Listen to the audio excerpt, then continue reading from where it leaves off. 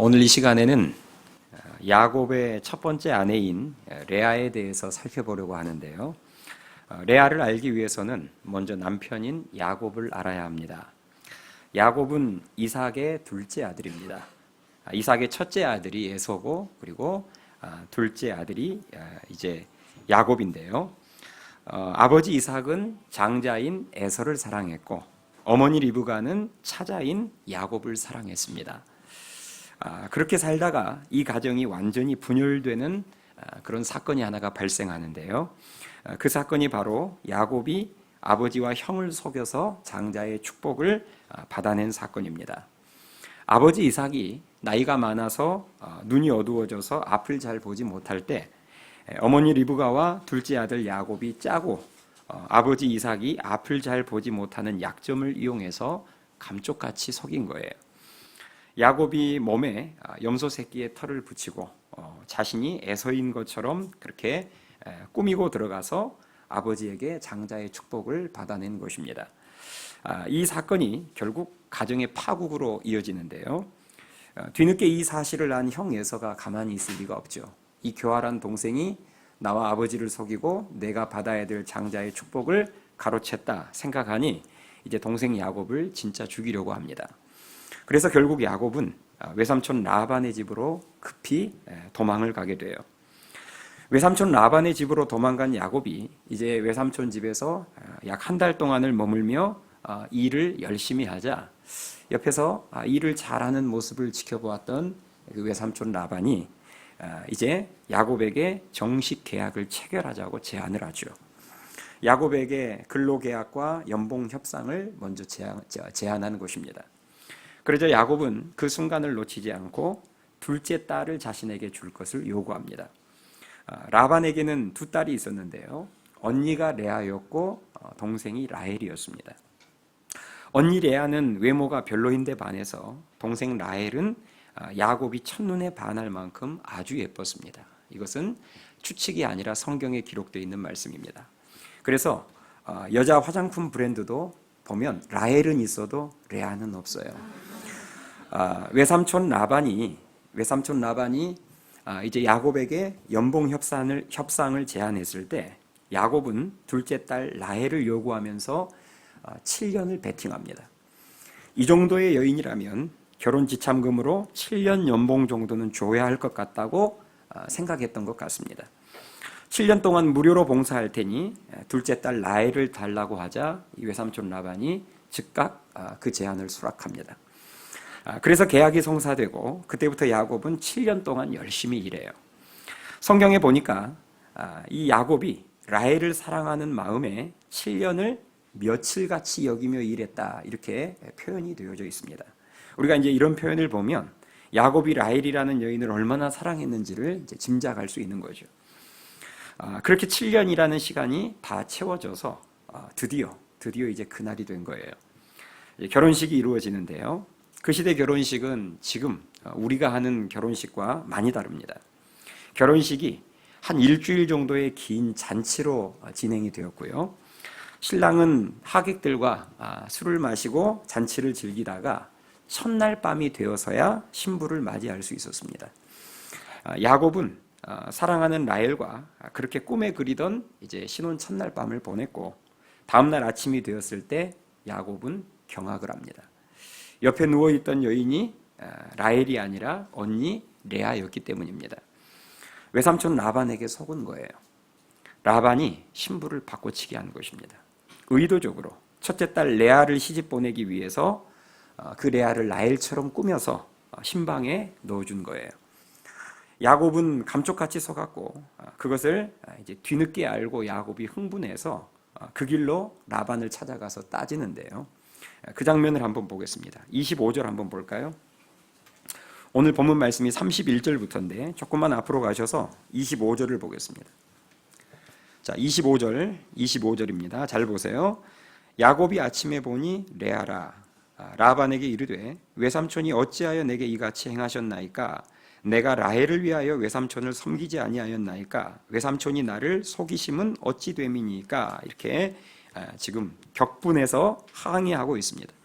방금 읽었던 말씀의 끝부분을 보면 나를 속이시면 어찌 됨이니까 어떻게 사람이 이렇게 속일 수 있어요? 하고 지금 따지는데요.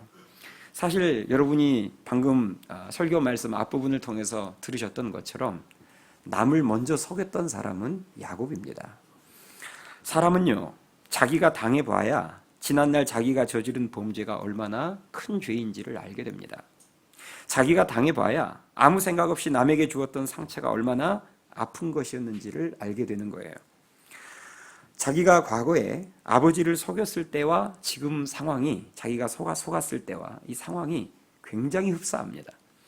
과거에 야곱이 아버지 이삭을 속였을 때 어떻게 속였죠? 어머니와 둘째 아들이 짜고, 그렇죠? 어머니와 둘째 아들이 짜고 아버지가 잘 앞을 보지 못하는 약점을 이용하여서 속였는데, 지금 야곱이 속은 상황을 보면 아버지 라반과 큰딸 레아가 짜고 신혼 초야에 어두워서 신랑이 잘 분별하지 못하고 보지 못하는 약점을 이용해서 야곱을 속인 거예요. 거의 속임수의 모양새가 사람만 달라졌지 방법은 똑같습니다. 지금까지 야곱은 남을 속이는 인생이었지만 이때부터는 야곱이 남에게 속는 인생으로 바뀝니다. 그 쓰라린 경험을 통해서 하나님은 야곱을 깨닫게 하시고 하나님의 사람으로 만들어 가셨던 것입니다. 라반은 이제 흥분한 야곱에게 자신의 입장을 해명합니다. 이 지방에서는 언니보다 동생을 먼저 결혼시키는 일이 없다고, 그래서 나도 어쩔 수 없이 이렇게 할 수밖에 없었으니 이 사정을 야곱 조카 네가 좀 이해해 주기를 바란다 하면서 이렇게 해명하고 설득하지요. 그러면서 억울해하는 야곱에게 굉장히 파격적인 조건을 하나 제시합니다. 그것은 야곱이 지금 간절히 원하고 있는 라헬도 주겠다는 거예요. 원칙대로 하자면 앞으로 7년을 더 봉사한 후에 라헬과 결혼해야 되지만 지금 야곱이 너무 억울해하니까 특별 혜택을 적용해서 상징적인 계약금으로 7일만 먼저 봉사하면 라헬을 바로 주겠다는 거예요. 바로 결혼시켜 주겠다는 거예요. 그러면 먼저 결혼한 다음에 그때부터 7년을 더 봉사하면 된다는 거죠. 라반은 이런 쪽으로는 아주 머리가 비상한 사람입니다. 야곱도 남을 속이는 장꾀가 있는 사람인데 야곱을 훨씬 능가하는 사람이에요. 그렇지 않아도 시집을 못 가고 있는 큰딸 레아가 아버지 입장에서는 늘 걱정이었는데 야곱이 제대로 걸린 겁니다. 그 걱정을 해결하면서 큰딸을 시집 보내야 된다라는 그 걱정을 해결하면서 돈까지 번 거예요. 일 잘하는 야곱을 7년 동안 10원도 안 주고 썼잖아요. 그리고 이제는 둘째 딸 라헬을 내어주며 야곱을 7년을 더 부릴 수 있게 됐습니다. 이제 야곱 입장에서는 지금 분명히 화가 나긴 했지만, 그런데 7년을 앞으로 더 일해야 라헬을 데리고 갈 수 있다. 그러면 아마 그 화가 가라앉지 않았을 텐데 7일만 앞으로 일을 하면 그 7일이라는 계약금만 내면 바로 라헬을 넘겨주겠다. 7년 봉사는 그 이후에 하면 된다. 이렇게 나오니까 이제는 화난 마음이 누그러지면서 그 제안을 받아들이게 됩니다. 그래서 결국 야곱은 두 자매 모두를 아내로 얻게 됩니다. 그래서 야곱의 가정은 행복하지 않았어요. 아시다시피 하나님의 뜻은 일부일처제입니다. 하나님께서 아담에게 돕는 배필을 주기 위해서 여러 명의 여자를 만드시지 않으셨어요. 아담을 위해서 딱 한 여자를 만드셨습니다. 하나님의 뜻은 일부일처제예요. 그런데 이 시대 당시에는 일부다처제가 보편적으로 행해지던 시대였기 때문에 야곱도 어쩌다가 두 아내를 얻게 됐는데, 아내가 둘이다 보니까 가정 안에서 보이지 않는 시기와 갈등이 있었던 것입니다. 우리가 야곱이 지금 결혼하는 이야기를 좀 살펴봤는데요. 이 야곱이 결혼하는 이야기를 살펴보면 가해자는 라반이고 피해자는 누구죠? 피해자는 야곱 같아 보입니다. 근데 사실 야곱이 피해자인 게 맞습니다. 왜냐하면 속아서 한 결혼이니까요. 그러나 야곱 말고도 또 피해자가 있으니 그 사람이 바로 레아입니다. 레아도 피해자예요. 신부 바꿔치기 계획은 레아의 머리에서 나온 계획이 아니라 라반의 머리에서 나온 계획이었습니다. 아버지가 그 방법을 제안해 왔을 때 레아의 마음이 참 많이 아팠을 것 같아요. 나는 아빠에게 항상 짐과 같은 존재였구나. 내가 시집을 못 가고 있긴 하지만 꼭 이런 방법을 쓰면서까지 내가 시집을 가야 하나.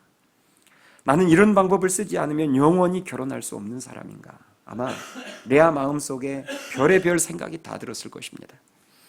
그래도 아빠 라반이 계속해서 등을 떠밀자 어쩔 수 없이 밤에 신혼방에 들어가서 야곱을 속였는데, 문제는 다음날 아침 야곱의 반응이었습니다.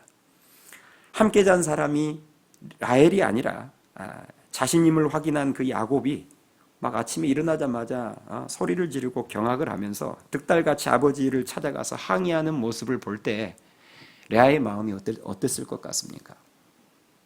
사실 결혼식 다음날 아침은 신부로서 가장 행복한 마음으로 눈을 떠야 하는 아침인데, 레아는 눈을 뜬 순간부터 전쟁터를 경험한 거예요. 야곱이 흥분하여서 아버지를 찾아가서 라헬을 달라고, 내가 계약했고 원했던 사람은 라헬이라고 하고 막 외쳤을 때, 레아도 이미 그 사실을 알고는 있었지만 막상 그 모습을 보니 아마 어디론가 도망가 버리고 싶은 심정이 들었을 거예요. 내가 평생 누군가의 짐으로 내가 이렇게 죄인처럼 앞으로 영원히 평생을 살아야 하나 하는 생각이 들었을 때 얼마나 레아의 마음이 아팠을까 하는 생각이 드는 거죠. 레아의 아픔은 거기서 그치지 않았습니다. 일주일 뒤에 야곱이 동생 라헬과 결혼하자 그때부터는 더 노골적으로 야곱이 자신을 멀리하는 거예요. 그래서 오늘 본문 31절에 보면 여호와께서 레아가 사랑받지 못함을 보셨다 이렇게 기록이 되어 있습니다. 그러니까 야곱이 자기 동생 라헬과 결혼한 다음부터 레아를 더 멀리하고 관심을 주지 않았다는 것은 추측이 아니라 그것은 사실이에요.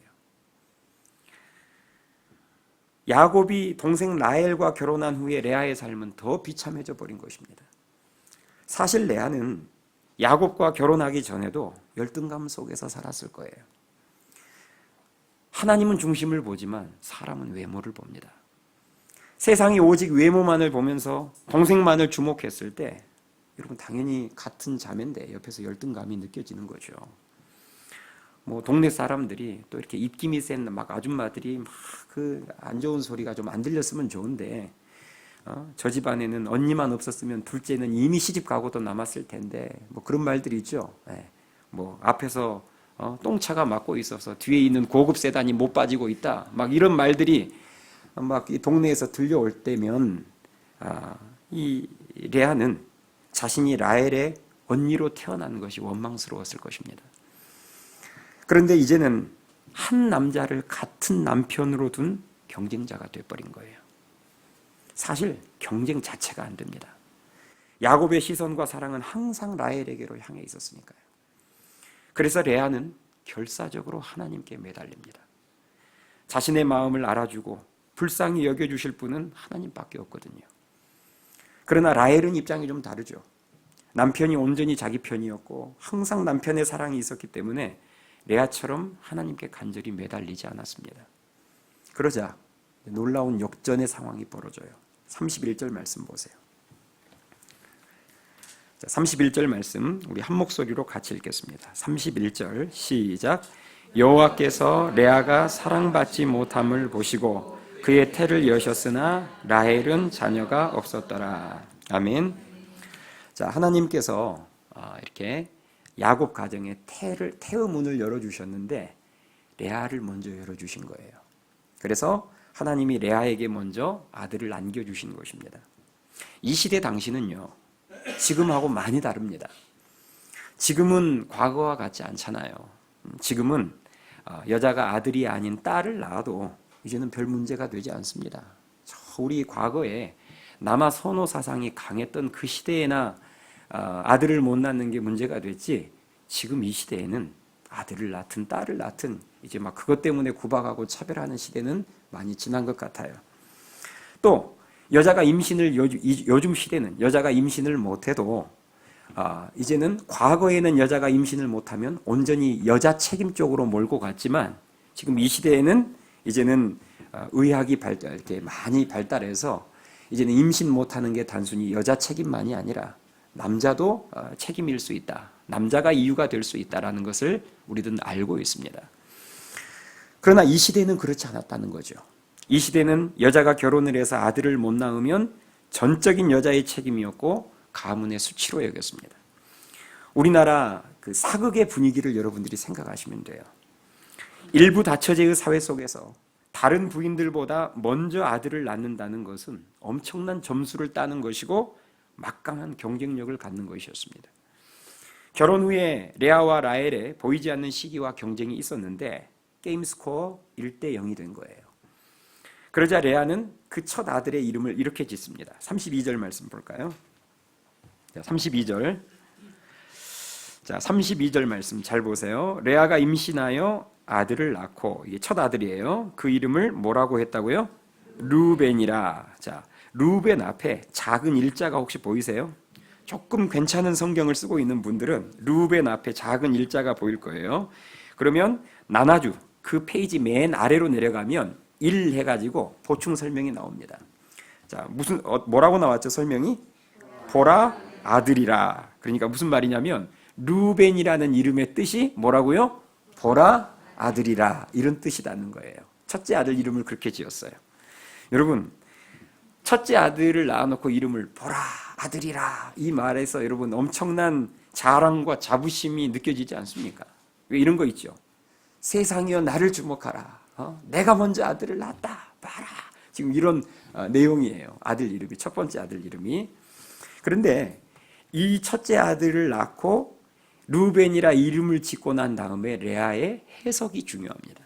그 해석이 그 뒷부분에 이어서 나오거든요. 두 가지 고백을 하는데요. 자, 다시 보세요. 32절에 보시면 루벤이라 하여 이르되, 그 다음에 두 가지 고백이 나오는데, 첫 번째 고백이 여호와께서 나의 괴로움을 뭐 하셨다? 돌보셨다. 이렇게 고백합니다. 여러분, 무슨 말이겠습니까? 내가 고통 가운데 하나님께 매달렸더니 하나님이 그것을 보시고 내게 은혜를 베푸셨다는 고백입니다.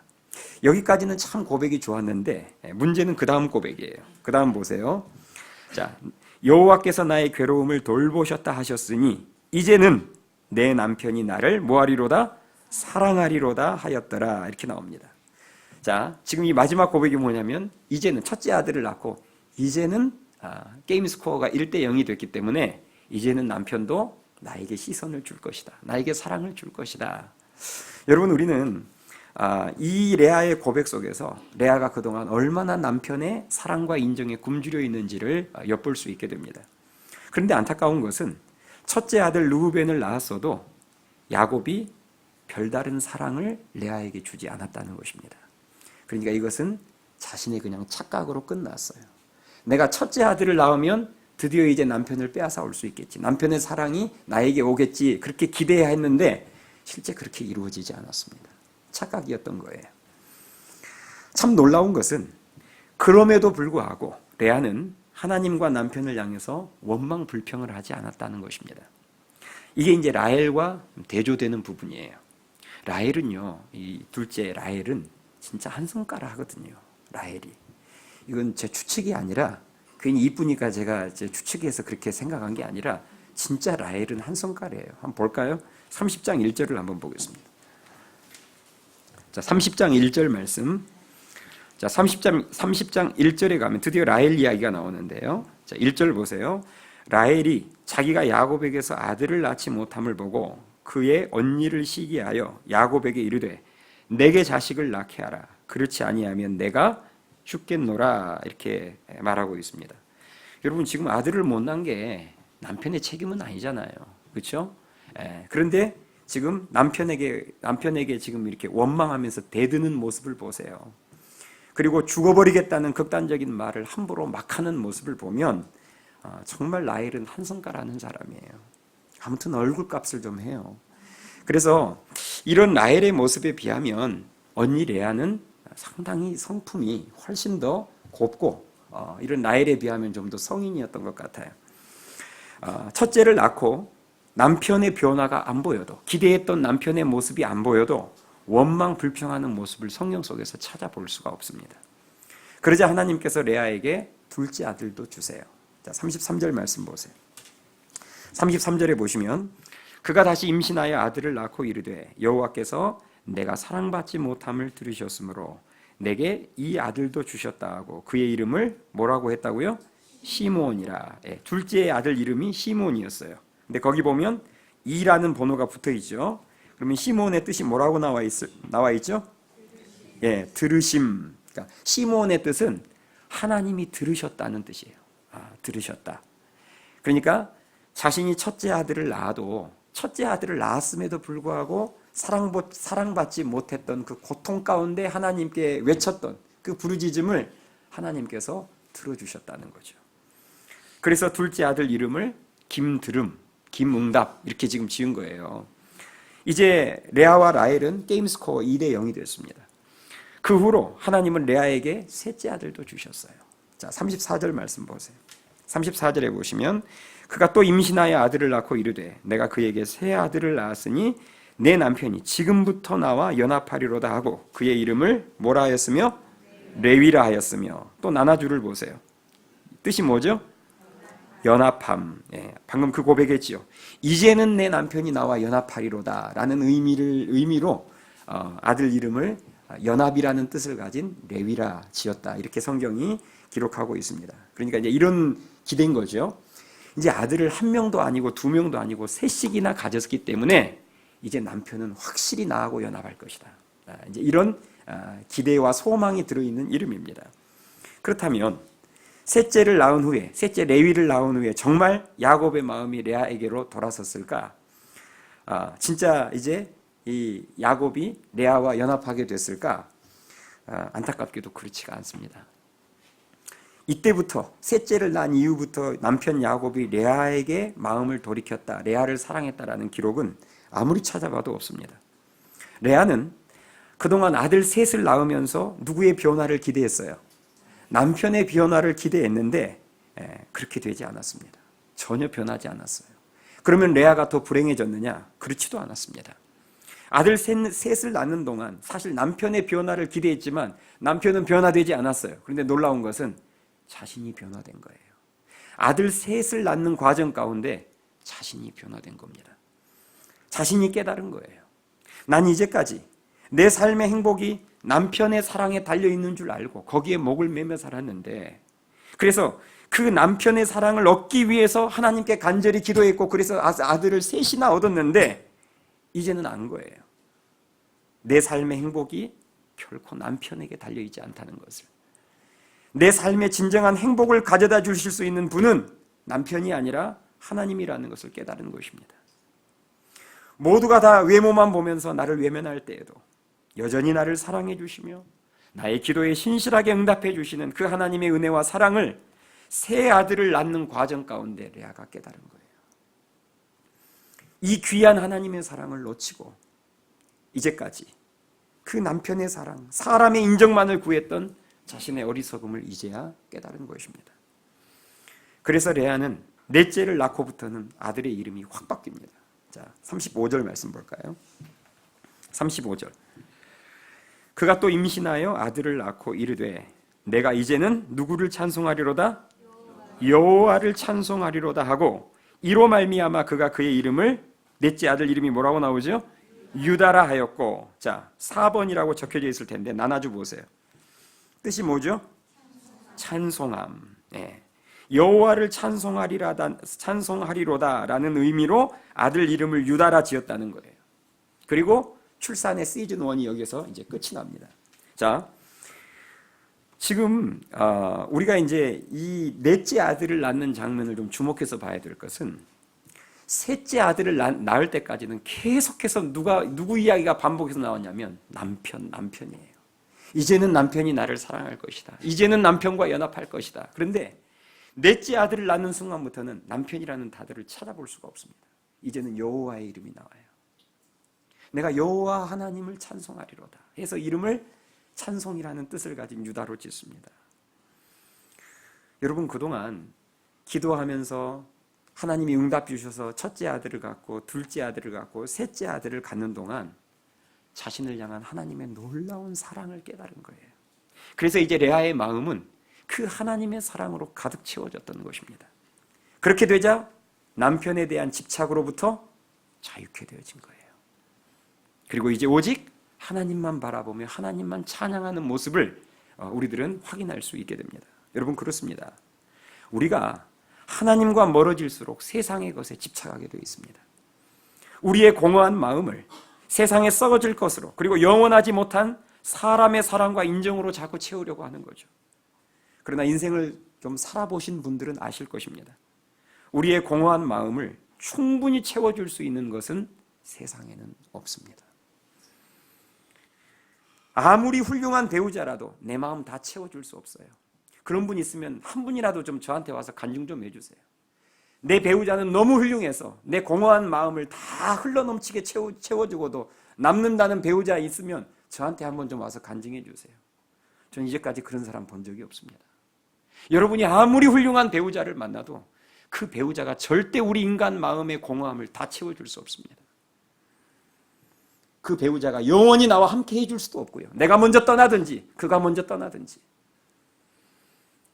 나와 영원히 함께 해주시며 내 공허한 마음을 다 채워주실 수 있는 분은 여호와 하나님 한 분밖에 없음을 믿으실 수 있기 바랍니다.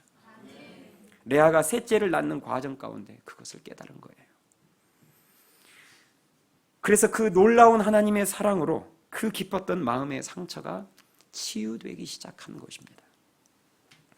그 놀라운 회복과 감격 가운데 하나님은 넷째 아들을 주셨고, 레아가 가장 은혜가 충만하고 마음이 기쁠 때 얻은 그 넷째 아들 유다를 통해서 하나님의 놀라운 구속사가 이어집니다. 이 넷째 아들 유다의 자손으로 이제 걸출한 인물들이 나와요. 여호수아와 한 시대를 같이 하며 이스라엘 백성들을 이끌었던 갈렙, 이 산지를 내게 주소서 했던 그 갈렙이 유다 지파에서 나와요. 그 이후에 가면은 룻의 이 굉장히 멋진 남편 보아스, 유다 지파에서 나옵니다. 그 이후에 이 보아스의 후손으로 다윗 왕이 나오고요. 그 후손으로 예수 그리스도가 이 땅에 오십니다. 그러니까 레아가 구속사에 정말 귀하게 쓰임받게 됐다는 거예요. 할렐루야. 저는 레아에게 있었던 이 깨달음과 회복의 역사가 우리 모두에게 임할 수 있기를 주님의 이름으로 축원합니다. 사람마다 다 다르거든요.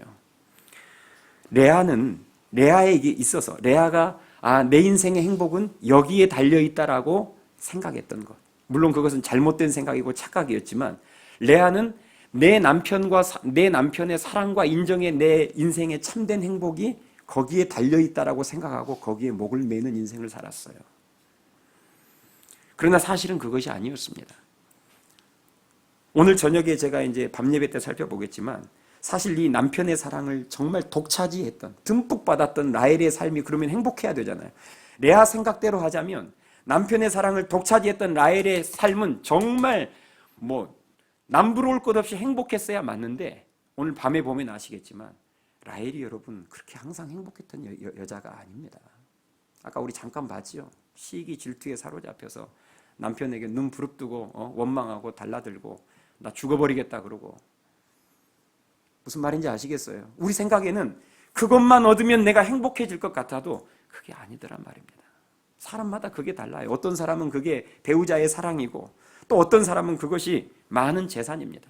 내 재산이 이 정도만 돼도 난 진짜 인생에 참된 행복을 얻을 것 같다. 그것도 착각입니다. 근데 사람은 거기에 목을 매는 거예요. 거기에 진짜 행복이 달려있는 줄 알고. 또 어떤 사람은 내 자식이 명문대학 들어가서 내가 원하는 정도의 성공을 하면 내 자식이 그렇게 성공하는 모습을 보면 내 인생이 정말 행복할 것 같다 생각하지만 그것도 착각입니다.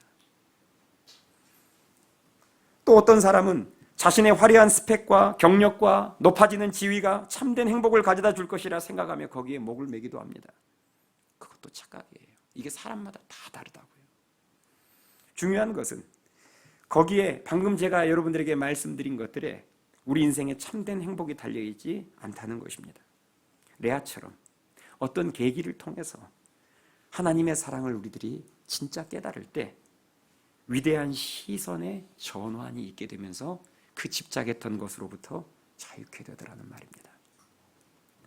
배우자만 바라보던 인생에서 이제는 시선의 전환이 이루어지는 거죠. 이제 하나님만 바라보는 인생으로, 자녀만 바라보던 인생에서 하나님만 바라보는 인생으로, 오직 주식과 부동산만을 늘 검색하고 바라보던 인생에서 이제는 하나님을 바라보는 인생으로, 늘 일과 사업만 바라보던 인생에서 하나님만 바라보는 인생으로 바뀌게 되는 것입니다. 레아가 사실 셋째 아들까지는 셋째 아들을 낳을 때까지는, 레위를 낳을 때까지는 막 기도하고 막 출산했던 이유가 자신의 한을 풀기 위해서였어요. 남편의 사랑을 뺏어오기 위해서였어요. 그러나 넷째는 달랐습니다. 넷째는 남편의 사랑을 구걸하며 가졌던 아이가 아니었어요. 하나님의 사랑을 어느 순간 깨달아서 하나님을 찬송하다 가졌던 아이가 넷째였고, 하나님의 영광을 위해서 출산했습니다. 그래서 이름이 유다, 즉 찬송이었어요. 저는 이런 레아의 삶을 보고 있노라면 반전과 역전이라는 단어가 계속 생각이 납니다. 분명 레아의 이야기는 슬픔으로 시작했습니다. 비극으로 시작했어요. 이게 남의 이야기에서 그렇지, 여러분 입장을 바꿔놓고 생각해 보세요. 아빠는 나를 어떻게 해서든지 사기를 쳐서라도 빨리 집 밖으로 쫓아내려고 그러고, 남편은 나를 받아들이려고 하지도 않고, 비극적인 이야기 아닙니까? 분명 이야기 시작은 슬픔으로 시작했습니다. 그런데 그 슬픔이 어쩌다가 찬송으로 바뀌었습니까? 단순히 아들을 많이 낳아서가 아닙니다. 남편의 태도가 달라져서도 아니었습니다. 그 과정 가운데, 새 아들을 낳는 과정 가운데 내 기도에 신실하게 응답해 주시고, 세상 사람들은 다 나를 외면하지만 여전히 나를 품어 안아주시고 사랑해 주시는 하나님의 사랑을 만났기 때문에 바뀐 거예요. 모두가 다 나를 외면할 때에도 여전히 나를 돌봐주시고, 모든 것이 다 변할 때에도 영원히 변하지 않는 그 하나님의 사랑을 만났기 때문입니다. 그 사랑을 만나자 슬픔이 기쁨으로 바뀌었고, 전날의 한숨이 오늘의 찬송으로 바뀌게 되는 것입니다. 바라기는 레아처럼 우리가 인생을 살다가 뭔가 인생의 결핍과 고난 가운데, 여러분 레아처럼 철저하게 하나님께 매달리고 하나님께 간절히 기도하심으로 그 응답 가운데 하나님의 사랑을 보다 더 깊이 경험하여서 우리의 슬픔과 한숨을 기쁨과 찬송으로 바꾸어 주시는 그 하나님을 일평생 경험하고 일평생 찬송하며 살아가는 저와 여러분이 될 수 있기를 주님의 이름으로 축원합니다. 찬양하시겠습니다.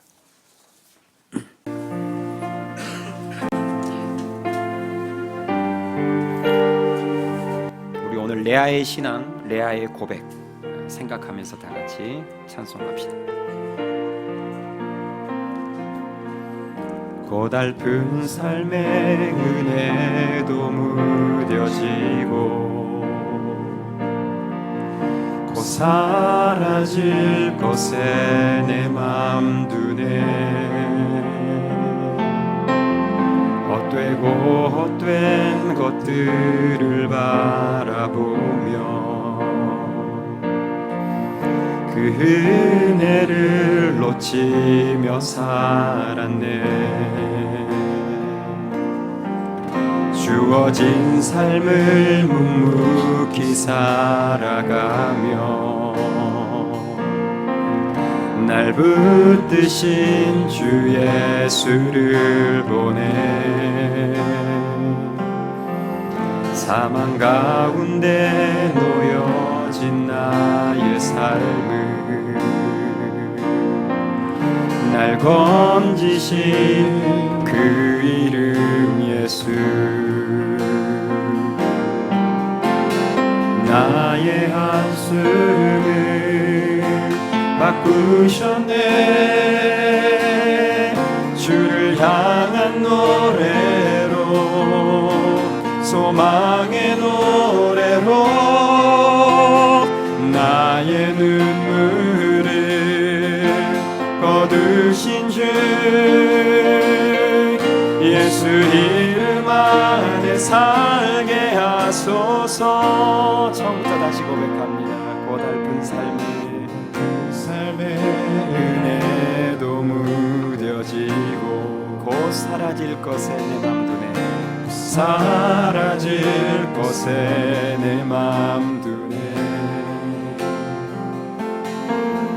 헛되고 헛된 것들을 바라보며 그 은혜를 놓치며 살았네. 은혜를 놓치며 살았네. 주어진 주어진 삶을 묵묵히 살아가며 날 붙드신 주 예수를 보내 사망 가운데 놓여진 나의 삶을 날 건지신 그 이름 예수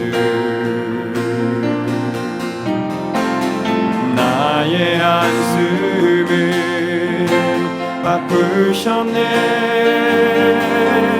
주를 향한 노래로 소망의 노래로 나의 눈물을 거두신 주